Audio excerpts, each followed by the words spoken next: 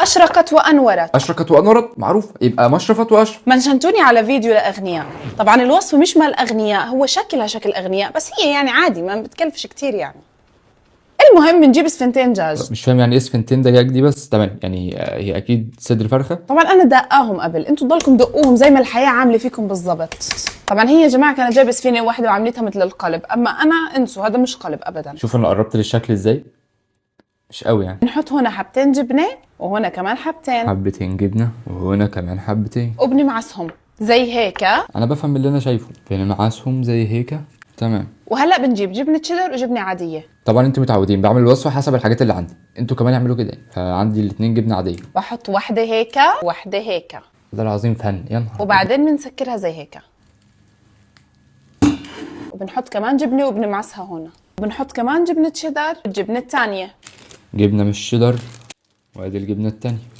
ليه بعرفش اسمها صراحه، عشان هيك قاعده بحكي ثانيه. اسمها جبنه مطبوخ بطعم الشيدر، طلعت بالشيدر، شفتي؟ وهلا وب بنقلبها وكمان مره جبنه وبنمعس. ده شغلانه بقى.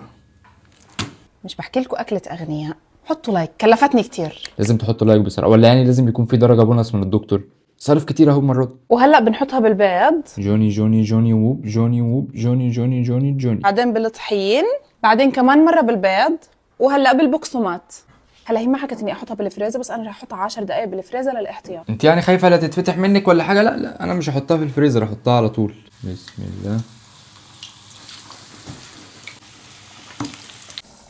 وهلا للصوص بنحط زبده ومعلقه كبيره طحين، خلطش كتير منيحه. خلطش كتير منيحه. اضيف الحليب، رح اضيف رشه ملح، فلفل اسود شوي، جبنه شيدر وجبنه موزاريلا. شايفين كيف القوام؟ وهلا بندلق الصوص عليها. بقدونس ما له داعي، ويلا بسم الله نجرب. قنبله اجبان. قنبله.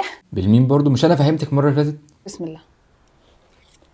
استنى، بسم الله. اجبان كتيره بصراحه، بس احنا كان لازم نتبل الفراخ برضو. دي اكله اغنيه، دي حرفيا سندوتش جبنه، مش اي حاجه نشوفها على النت نجربها.